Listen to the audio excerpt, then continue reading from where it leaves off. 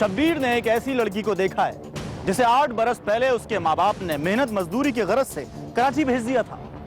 माँ बाप से दूर दर दर की ठोकरें खाने वाली इस बच्ची के साथ क्या हाल हुआ, आप भी देखिए। मेरा बच्चा, रोटी क्यों नहीं खाई तूने? अब्बा क्या खाएंगे? ये बस तो लाहौर जा रही है। चुप करके बैठी रह। मैं तेरे आगे हाथ जोड़ती हूँ। 6 बरस की नाजिया को माँ ने रोटी कागज में लपेटकर बावर्ची खाने में रखते देखा तो उसकी आंखें भर आईं और वो लपक कर अपनी बेटी के पास पहुंच गई। नाज़ो, मेरा बच्चा, रोटी क्यों नहीं खाई तूने? अब्बा के लिए रख दी, अब्बा क्या खाएंगे? नाजिया की माँ कुछ देर के लिए सोच में पड़ गई। उसने बेटी को सीने से लगाया और आंखें बंद किए आंसू बहाती रही। इस दौरान नाजिया का बाप भी घर आ गया। उसने माँ बेटी को शदीद रंज के आलम में देखा तो खामोशी से एक तरफ बैठ गया। नाजिया के बाप के कपड़े मट्टी धूल से अटे हुए थे, बाल बिखरे हुए थे। नाजिया का बाप अपनी जगह से उठा, बीवी और बेटी के पास आया, बेटी को गोद में उठाकर प्यार किया और फिर बीवी से मुखातिब हो गया। नाज़ो की माँ, क्या बात है, तुम रो क्यों रही हो? बच्चे आज भी भूखे सो गए। एक रोटी पड़ी थी, मैंने नाज़ो को खिलाना चाहा, उसने वो भी तेरे लिए छोड़ दी। मेरा बच्चा, तेरा बेटा, अब्बा तो रोटी खा के आया, अब्बा का पेट भरा हुआ है, अब्बा अपने दोस्तों से रोटी खा के आया है। आजा मेरा बेटा, अब्बा अपने बच्ची को अपने हाथ से रोटी खिलाएगा। अब मेरा बेटा, मैं तुझे रोटी खिलाऊं। ला राजो की माँ, इसकी रोटी दे, मैं अपने हाथ से अपनी बेटी को रोटी खिलाऊंगा। नाजिया का ताल्लुक हैदराबाद के इलाके से था। उसका बाप मेहनत मजदूरी करता था और नाजिया समेत 5 बच्चों का खर्च उठाना तो दूर की बात, वो उन्हें एक वक्त की रोटी भी मुहैया नहीं कर सकता था। एक दिन का जिक्र है कि नाजिया का बाप एक मकान के तामीराती काम में मजदूरी कर रहा था कि इस दौरान उसका पड़ोसी भी वहां आ गया। पड़ोसी को देखकर नाजिया के बाप ने कुछ लम्हे के लिए काम छोड़ दिया और पड़ोसी के साथ जमीन पर बैठकर सस्ताने लगा। हाकिम भाई, इतनी मेहनत करते हो आप, कोई हासिल उसूल है कि नहीं? कहता तो ठीक है यार, काम वाम तो मिल जाता है, लेकिन इतनी मेहनत करने के बाद भी मुनीर बच्चे भूखे ही रहते हैं। देखो भाई, अगर तुम बुरा ना मानो ना, एक मशवरा दूं तुम्हें। हाँ बोल। कराची में मेरे जानने वाले हैं और बड़े अच्छे लोग हैं। अगर तुम कहो तो तुम्हारी छोटी बेटी है ना नाजिया, मैं उसको उनके घर पे काम पे लगवा देता हूँ। मैं है ना 2,500-3 हज़ार रुपये तुझे भी मिलते रहेंगे महीने के। तो कह तो ठीक रहा है, लेकिन मेरी बेटी तो भी बहुत छोटी है और फिर मेरी बीवी भी मानेगी नहीं इस बात के लिए। तू एक दफा बात तो करके देख ले। चल तू कहता तो मैं अपनी बीवी से बात करता हूँ, अल्लाह करे वो मान जाए। बदतरीन गुर्बत के शिकार फाका कश माँ बाप ने बादल खास्ता अपनी बेटी को मुनीर नामी पड़ोसी के साथ कराची भेज दिया था, जहां वो एक बंगले में मुलाजमत करने लगी थी। लेकिन कराची में 4 माह गुजारने के बाद बंगले की मालिका उसे फैसलाबाद अपने एक रिश्तेदार के यहाँ काम करवाने के लिए ले गई। वक्त इतनी तेजी से गुजर गया था कि पता ही नहीं चला कि 6 साल की नाजिया कब 13-14 बरस की हो गई थी। ऐसा लग रहा था जैसे कोई वक्त की गर्द को झाड़ू से साफ कर रहा हो। नाजिया अपने माँ बाप से दूर मेहनत मजदूरी में मगन थी, लेकिन उसे इत्मीनान था कि उसकी कमाई से उसके भाई बहन 2 वक्त की रोटी तो खा रहे होंगे। महीने की पहली तारीख आते ही नाजिया के मालिक के घर के दरवाजे पर दस्तक होती और नाजिया की तनख्वाह मुनीर के हवाले कर दी जाती। एक दिन मुनीर ने दरवाजे पर दस्तक दी तो घर की मालिका ने दरवाजा खोला। वालेकुम सलाम। मुनीर इस टाइम आओ। जी मुनीर खैरियत? जी, नाजिया के बाप की तबीयत ठीक नहीं होगी, आप उसे 1 हफ्ते की छुट्टी दे दें, मैं वापस छोड़ जाऊंगा उसे। अच्छा तुम यहीं रुको, मैं नाजिया से पूछती हूँ। ठीक। नाजिया, मुनीर आया तुझे लिए, कौन है वो तेरा? बाजी, वो मेरा चाचू है। तू ठीक कह रही है ना? जी बाजी। वो बता रहे तेरे बाप की बहुत तबीयत खराब है। बाजी, मेरा अब्बा मुझसे बहुत प्यार करता है, काफी दिन से मेरी उनसे बात भी नहीं हुई, मुझे उनके पास जाने दो। चल ठीक है, आजा। बस में सवार होते ही नाजिया ने मुनीर से इसरार किया कि वो उसकी बाप से बात करवा दे। नाजिया के इसरार पर मुनीर ने फोन निकाला और नंबर मिलाने लगा। लेकिन दूसरे ही लम्हे मुनीर ने नाजिया को बताया कि बैलेंस खत्म हो गया है, वो कल बात करा देगा। नाजिया खामोश हो गई, बस तेजी से चल रही थी और नाजिया अपने ख्यालों में गुम थी जब वो हैदराबाद की गलियों में अपनी सहेलियों के साथ खेला करती थी। खेलते खेलते थक जाती और उसे भूख लगती तो सीधा घर आकर बावर्ची खाने का रुख करती, और जब उसे खाने पीने की कोई चीज न मिलती तो पानी पीकर दोबारा गली में खेलने निकल जाती। बस ड्राइवर महारत से बस चला रहा था और नाजिया की अगली सीट पर बैठने वाले मुसाफिर आपस में बातचीत कर रहे थे। मुसाफिरों की बातचीत सुनकर नाजिया एक लम्हे के लिए चौंक गई और उसने सवालिया नजरों से मुनीर की जानिब देखा।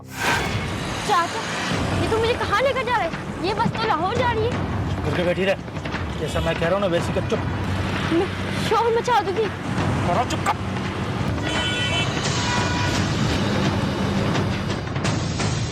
मुनीर उसे बाप से मिलवाने हैदराबाद ले जाने के बजाय लाहौर ले गया, जहां उसने इसे घर में मुलाजमत पर रखवा दिया और उसको ये कहकर मुतमईन कर दिया कि वो जल्द ही उसे हैदराबाद ले जाएगा। लाहौर में मुनीर नाजिया को शाम के वक्त उसकी मालिकन के घर से लेकर अपने घर ले आता, जहां मुनीर की बीवी भी रहती थी। एक दिन घर में कोई नहीं था। नाजिया ने मुनीर से जिद की कि वो उसे उसके माँ बाप से मिलवा दे। नाजिया के सवाल पर मुनीर तैश में आ गया। उसने कमरे का दरवाजा बंद कर लिया, चारपाई के नीचे से एक छुरी निकाली और नाजिया के सामने खड़ा हो गया। अब अगर माँ बाप के घर जाने का नाम भी लिया ना तूने, टुकड़े टुकड़े करके यही दफना दूंगा तुझे। सीधी तरह काम कर, सीधी तरह। और वैसे भी मैं तेरी तनख्वाह खुद नहीं खाता हूँ, तेरे बाप को भिजवाता हूँ गाँव में, क्या समझी? चाचू, मैं तो सिर्फ इतना कह रही हूँ कि मुझे यहाँ से निकलवा के कहीं और काम पे रखवा दो। यहाँ की मालकिन मुझे बहुत मारती है, मैं तेरे आगे हाथ जोड़ती हूँ। हाँ हाँ ठीक है, देखते हैं, चल।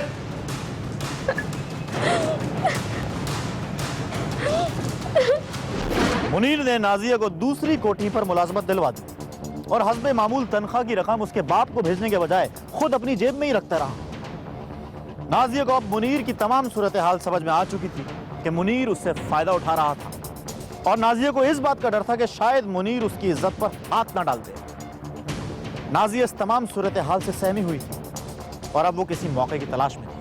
दूसरी कोठी में भी मालिकान ने बच्ची के साथ वही सलूक किया जिसकी वो आदी होती जा रही थी। डांट डपट से लेकर मार पीट तक हर सितम बच्ची पर किया जा रहा था। एक दिन नाजिया कोठी के गैराज की सफाई कर रही थी कि रशीद नामी ड्राइवर सामने आ गया। रशीद को देखते ही नाजिया झाड़ू छोड़कर खड़ी हो गई। जी रशीद चाचा, मैं आपकी बेटी के बराबर हूँ ना, मुझसे अब यहाँ की मार पीट सही नहीं जाती। मुझे कहीं और काम पर लगवा दे, किसी और शहर। ठीक है। रशीद ड्राइवर एक दिन मालिक मकान के किसी काम से इस्लामाबाद भेजा जा रहा था। उसने खामोशी से नाजिया को गाड़ी में बिठाया और इस्लामाबाद की तरफ लेकर रवाना हो गया।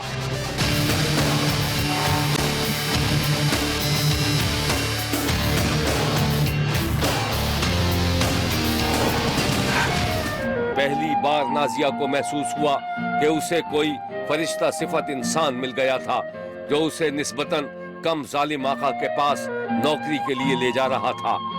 लेकिन शायद अभी नाजिया को किसी और इम्तिहान से भी गुजरना था, और ये वो इम्तिहान था कि बिलाखिर नाजिया गुलामी की जंजीर तोड़ने में कामयाब हो गई। एक दिन का जिक्र है कि नाजिया इस्लामाबाद की एक कोठी में काम कर रही थी कि रशीद ड्राइवर का एक रिश्तेदार जो खुद भी वहाँ मुलाजिम था, उसने आवाज देकर नाजिया को अपने पास बुलाया। बड़ी काम चोर है, ये कमरा बिल्कुल गंदा पड़ा हुआ है। बेगम साहब आएंगी तो मेरी शामत आएगी। चल सफाई कर इसकी। तुझे बड़ी फिक्र हो रही है, अभी कर दूं की सफाई? कुछ ज्यादा बातें नहीं बना, चल आजा मिलके सफाई करते हैं। नाजिया जैसे ही कमरे में दाखिल हुई तो रशीद नामी ड्राइवर ने दरवाजा बंद करके उसके साथ छेड़छाड़ करने की कोशिश की, जिस पर नाजिया ने एकदम से शोर मचा दिया और दरवाजा खुलकर बाहर आ गई। शाम को नाजिया ने यह सारा का सारा किस्सा अपनी मालिकन को सुनाया, जिस पर मालिकन उसे एदी होम्स छोड़ आई। एदी होम्स में चंद दिन गुजारने के बाद नाजिया अपनी एक नई सहेली की मदद से आजकल जहलुम के एक रफाई इदारे में अपनी जिंदगी गुजार रही है। यहाँ उसे अब अपने माँ बाप की तलाश है। इन 8 बरसों में नाजिया पर क्या गुजरी, या आप खुद नाजिया की ज़बानी ही सुन लीजिए। मैं कहना शब्बीर ने अपने प्रोग्राम में उम्मीद जाहिर की थी कि शायद बिछड़े हुए वालिदैन अपनी बेटी को देखकर पहचान लें और उसे आकर ले जाएं। लेकिन बदकिस्मती से माँ बाप ये प्रोग्राम नहीं देख सके थे। अलबत्ता नाजिया के रिश्तेदार को किसी ने प्रोग्राम में नाजिया की कहानी चलने की खबर सुनाई तो वो नाजिया के माँ बाप को लेकर कराची पहुंच गया था, जहां से शब्बीर ने नाजिया के मुबैना माँ बाप को कराची से ट्रेन में सवार करवा के जेहलम पहुंचवा दिया था। नाजिया के मुबैना माँ बाप जेहलम स्टेशन पर उतरे तो अपना घर की टीम शब्बीर के साथ स्टेशन पर मौजूद थी। नाजिया की मुबैना माँ का दिल जोर जोर से धड़क रहा था और वो दिल ही दिल में दुआ मांग रही थी कि खुदा करे नाजिया उसकी बिछड़ी हुई बेटी हो। स्टेशन पर हर तरफ मुसाफिर थे, कोई ट्रेन पकड़ने के लिए आगे बढ़ रहा था और कोई सफर खत्म करके अपने ठिकानों की जानिब जा रहा था। लेकिन नाजिया के मुबैना माँ बाप धड़कते दिल के साथ अपनी गुमशुदा बिछड़ी हुई बच्ची से मिलने जा रहे थे। शब्बीर का कहना है कि ऐसे मोजज़े दुनिया में कम ही होते हैं कि जब कोई लड़की अपने माँ बाप से बिछड़े और दोबारा उन्हें मिल सके। नाजिया के माँ बाप पर एक एक लम्हा भारी था। उनका रुख अपना घर की तरफ था, जहां उन्हें यकीन था कि उन्हें उनकी बच्ची मिल जाएगी। मोहब्बत के मुसाफिरों को अपना घर के एक कमरे में बिठा दिया गया। मुसाफिरों से तरह तरह के सवालात किए गए कि कहीं कोई अजनबी एक लावारिस लड़की को साथ न ले जाए। शब्बीर चुपचाप सारे मनाजिर देख रहा था। नाजिया की माँ की आंखों में झांका तो उसकी आंखों से आंसू झलक रहे थे। नाजिया की छोटी बहन जो यकीनन नाजिया के बिछड़ने के बाद पैदा हुई थी, खामोशी से अपनी नादीदा बहन से मिलने के लिए गुमसुम थी। नाजिया के चचा दादा की आंखें भी नम थी। माँ की नजरें बेटी को ढूंढ रही थी, लेकिन जब मुबैना बेटी सामने आई तो सब कुछ तब्दील हो गया। क्या वाकई नाजिया वही थी जिसकी तलाश में हैदराबाद के रिहायशी गरीब माँ बाप जेहलम पहुंचे थे?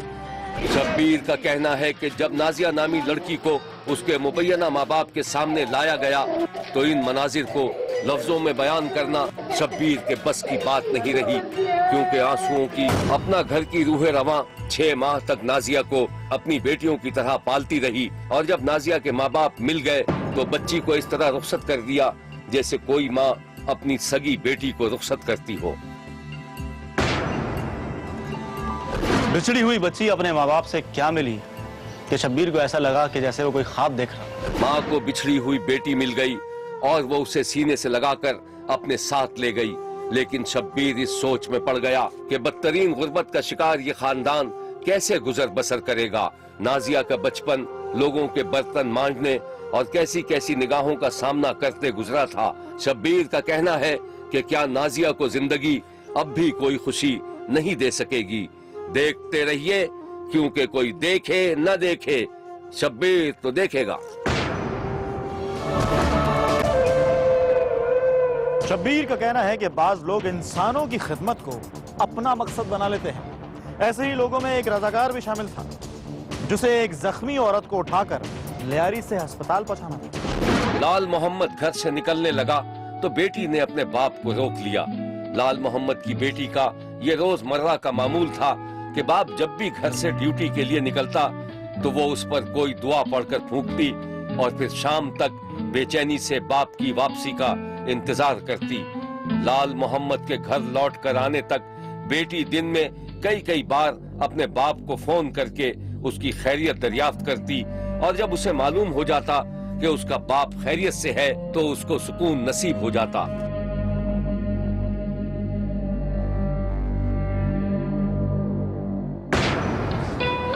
ले बेटा खाना। जी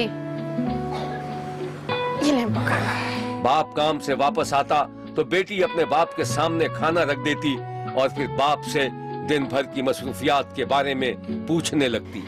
अब्बा आज तो शहर के हालात बहुत ही खराब थे, मैं टीवी पे देख रही थी।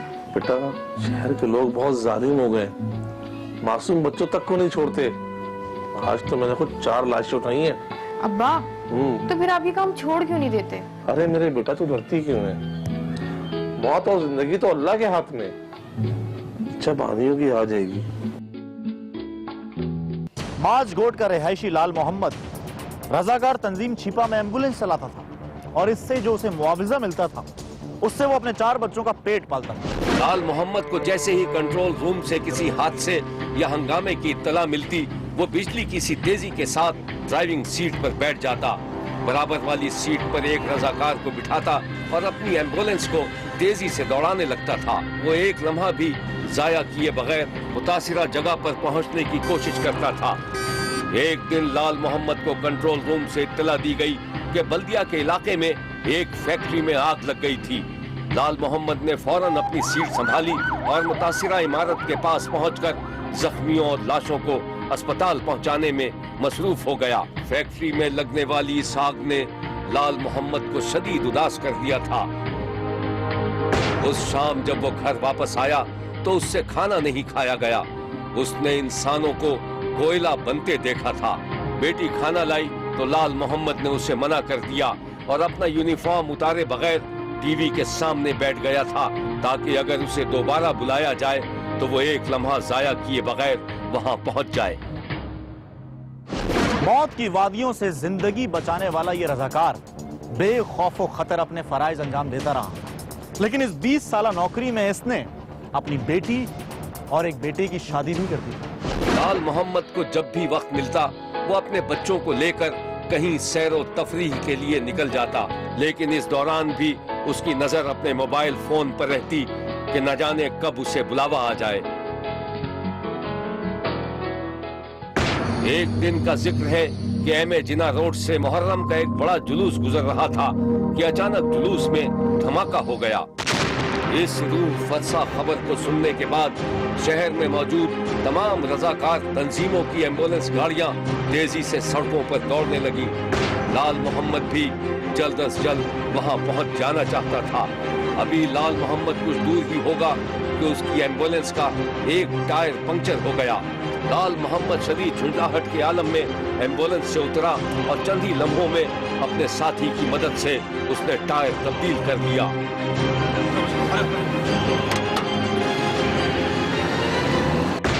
उस रात जब वो घर लौटा तो सब सो चुके थे। लाल मोहम्मद कमरे के एक कोने में बैठकर उस कयामत खेज मंजर के बारे में सोचने लगा जिसमें दर्जनों लोग जाँ बहक हो गए थे।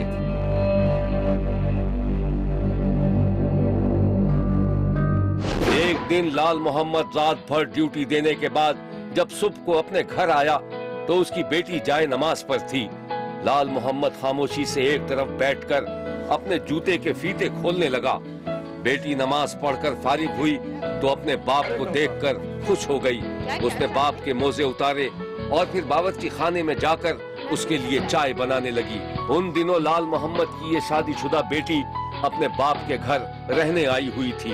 लाल मोहम्मद टांगे लंबी करके कुर्सी ही पर नीम दराज था कि ऐसे में बेटी चाय ले आई। बाबा आज ना आप बहुत थके हुए लग रहे हैं। हाँ बेटा, मैं भी ये सोच रहा हूँ कि थोड़ी देर मैं सुस्ताल हूँ, नींद कर लूँ। ठीक है।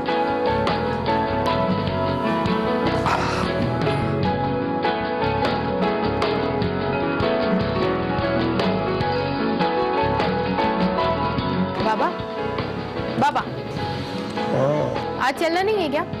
बेटा मुझे 1 घंटा और सोने दो, फिर चलते हैं। चले ना बेटा 1 घंटा। अच्छा ठीक है।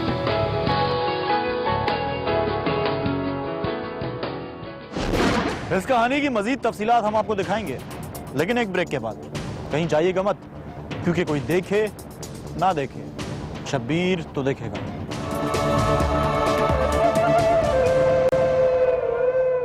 जैसे ही लाल मोहम्मद ने दोबारा सोने के लिए अपनी आंखें बंद की तो इसी दौरान उसके फोन की घंटी बजी। ये छिपा के कंट्रोल रूम से कॉल थी। एक ड्राइवर ने छुट्टी कर ली थी और लाल मोहम्मद को ओवर टाइम पर ड्यूटी के लिए बुलाया गया था।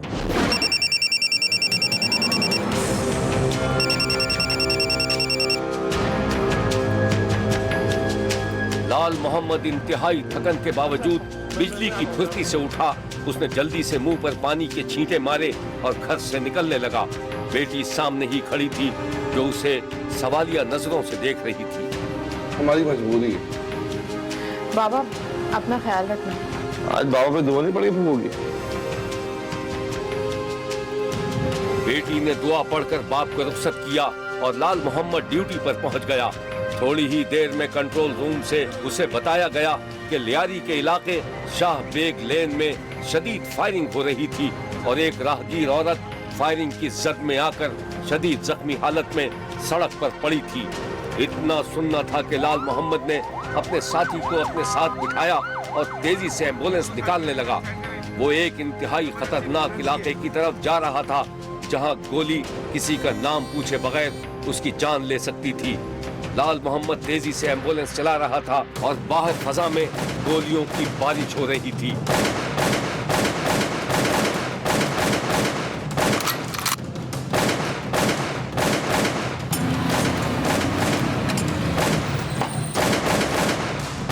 गोलियों की परवाह किए बगैर आगे बढ़ता जा रहा था कि अचानक गाड़ी की रफ्तार कम हो गई और फिर एम्बुलेंस अचानक रुक गई, जिस पर उसका साथी परेशान हो गया।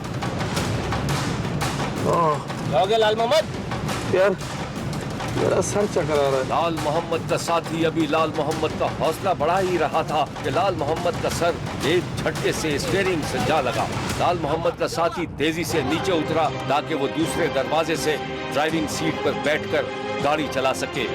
जैसे ही लाल मोहम्मद के साथी ने दरवाजा खोला, लाल मोहम्मद किसी पके हुए फल की तरह जमीन पर गिर गया। लाल मोहम्मद के जिस्म से खून उबल रहा था। लाल मोहम्मद का साथी सारा मामला समझ गया था। लाल मोहम्मद एक अंधी गोली का शिकार हो गया था और गोली उसके दिल को छेदती हुई कहीं दूर निकल गई थी। फिर उसका साथी लाल मोहम्मद को लेकर अस्पताल पहुंच गया। उधर जब लाल मोहम्मद के घर वालों को टीवी के जरिए वाकये की खबर हुई तो वो छिपा सेंटर पहुंच गए, मगर वहां लाल मोहम्मद की बीवी और बेटी को बताया गया कि लाल मोहम्मद की हालत खतरे से बाहर थी और वो सिविल अस्पताल में जेरे इलाज था। लाल मोहम्मद की बीवी, बेटी और दीगर रिश्तेदार जब सिविल अस्पताल पहुंचे तो उन पर सदमे की बिजली गिर गई। लाल मोहम्मद ने रास्ते ही में दम तोड़ दिया था। वो नामालूम समत से आने वाली किसी अनजान गोली का शिकार हो गया था। लाल मोहम्मद की लाश अस्पताल में पड़ी थी। ये है वो मनाजिर।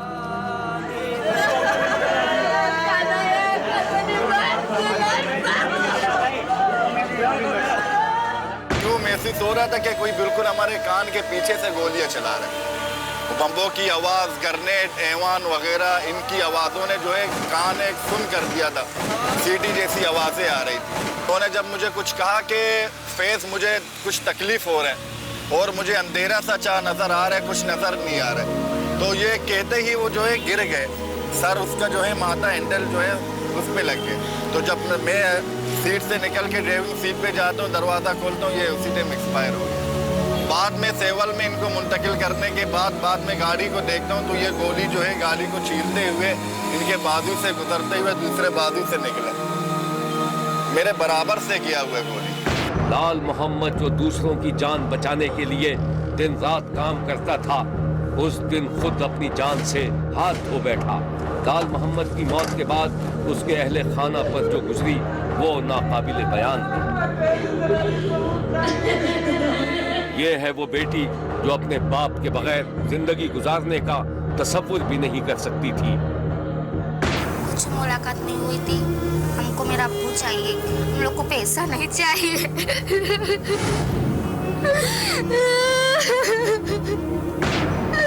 हम लोग पैसे को क्या करेंगे? हम लोग को अब्बू चाहिए। हम लोग को कमाने वाला कौन है? हम लोग का कोई सहारा नहीं है। हम लोग का अब्बू था।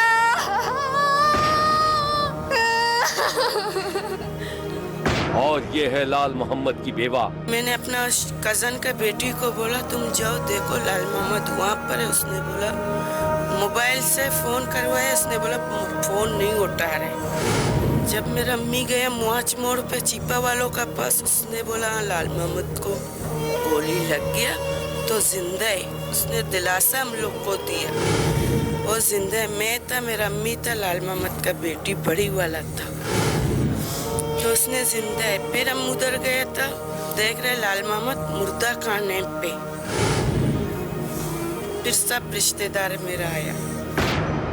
लाल मोहम्मद की मौत की खबर अहले खाना के अलावा महल्ले पड़ोस के लोगों और रिश्तेदारों पर भी बिजली बनकर गिरी थी।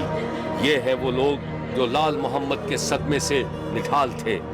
शब्बीर ने जब लाल मोहम्मद के बाप से ताज़ियत की, वो अपने आंसुओं पर काबू न रख सका।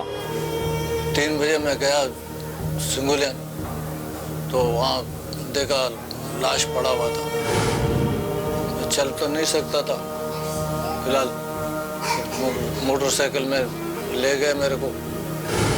बस उसके बाद देखो लाल मोहम्मद का लाश पड़ा हुआ था और कुछ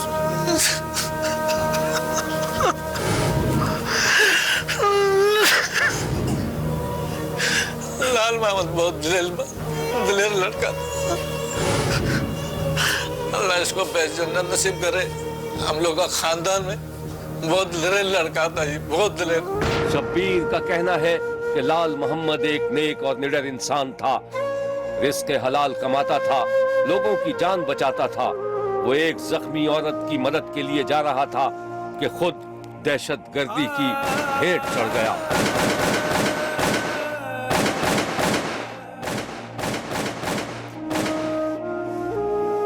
शब्बीर का कहना है कि दहशतगर्दी के नतीजे में रोजाना दर्जनों अफराद की कीमती जानें जाया हो जाती हैं।